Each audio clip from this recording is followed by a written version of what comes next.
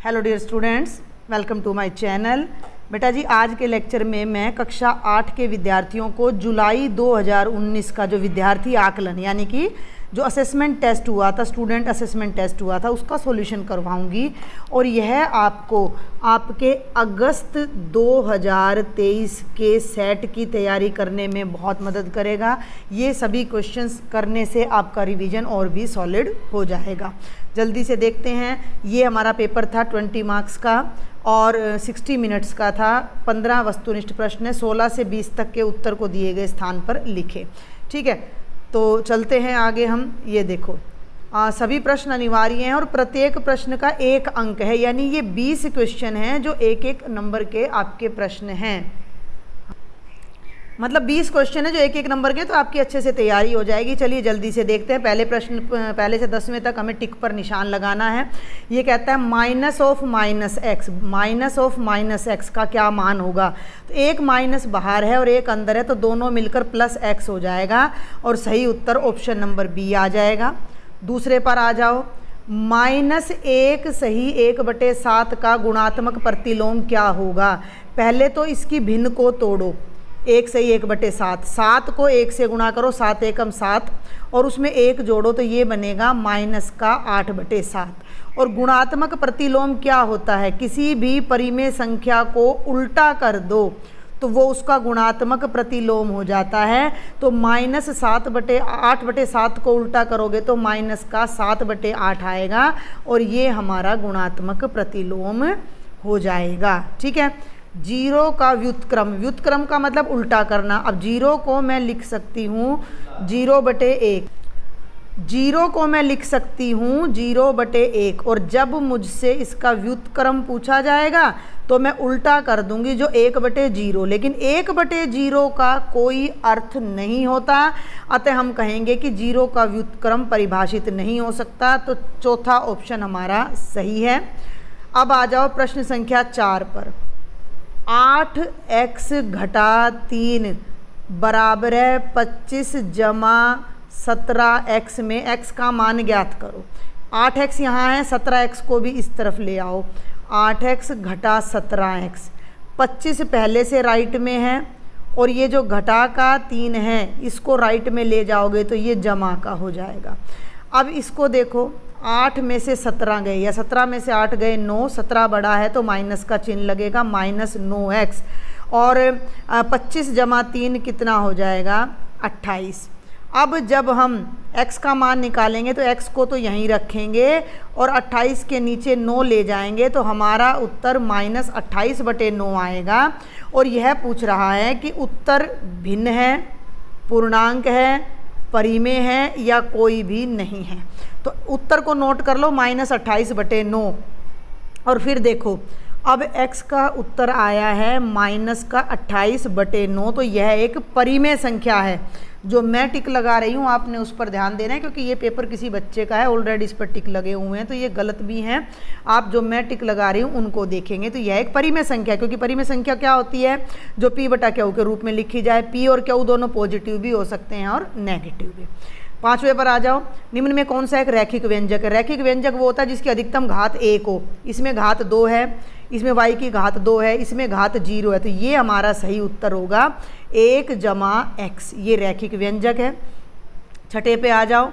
यदि 7 के 3 लगातार गुणजों का योग 357 हो तो सबसे छोटा गुणज ज्ञात कीजिए। देखो भाई, 7 का पहाड़ा लिखती हूँ मैं एक बार। 7 दूनी 14, 7 तिये 21, 7 चौक 28। कहने का मतलब क्या है कि अगर पहला गुणज 7 है तो दूसरा 7 जमा 7 है, तीसरा फिर 14 में 7 है, यानी आगे 7 7 जोड़ते चले जाओ।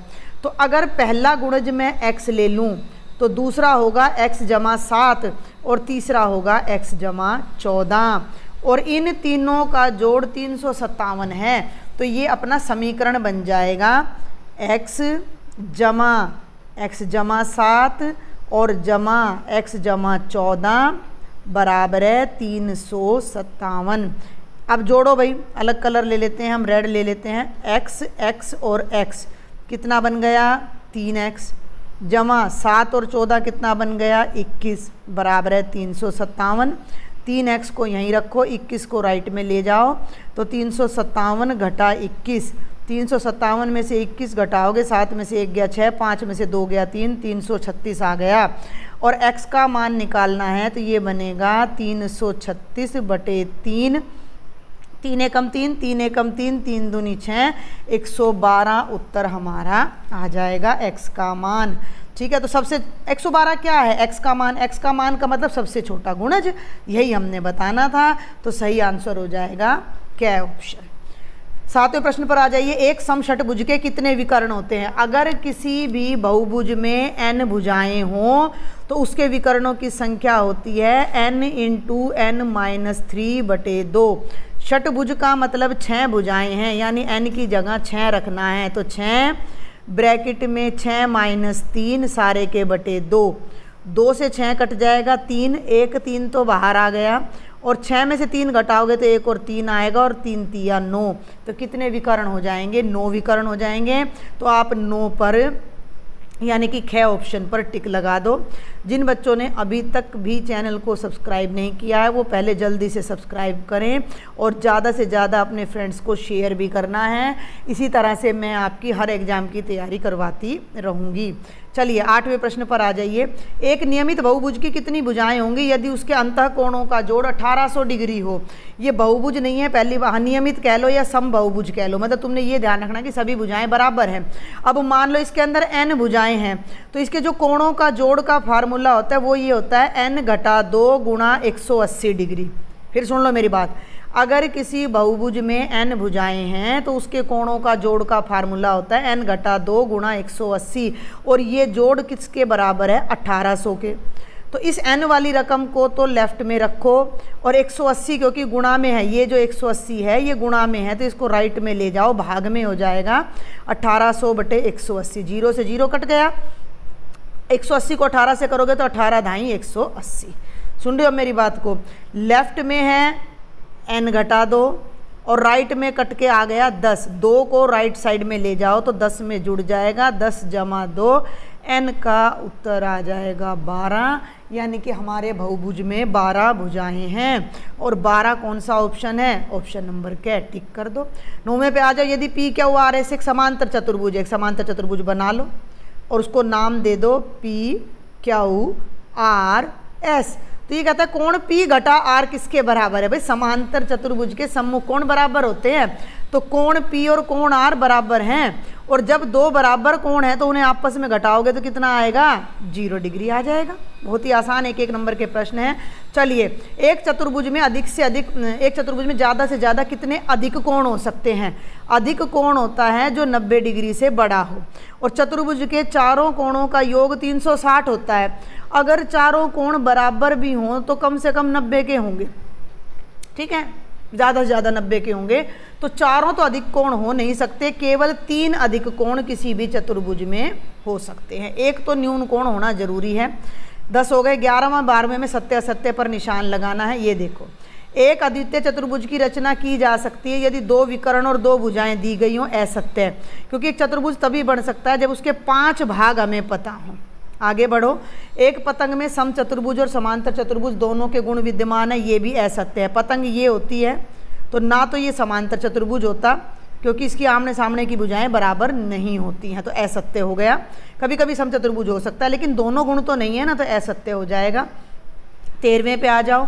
एक समांतर चतुर्भुज के विकर्ण परस्पर क्या करते हैं? एक दूसरे को समद्विभाजित करते हैं।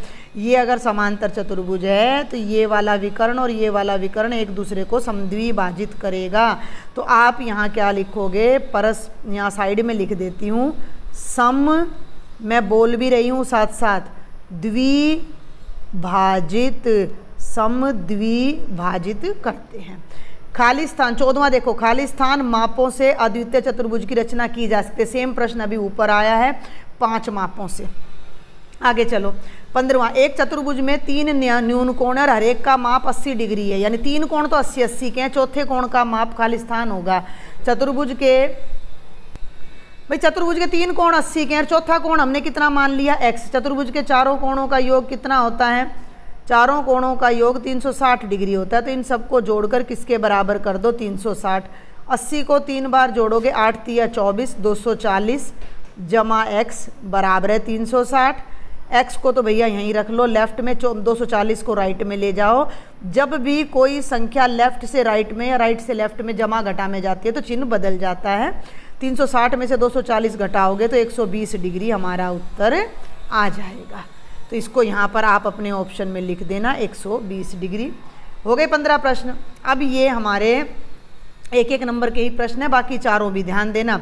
16वां देखो, एक समचतुर्भुज की रचना कीजिए जिसमें AC 6 सेंटीमीटर हो और BD 7।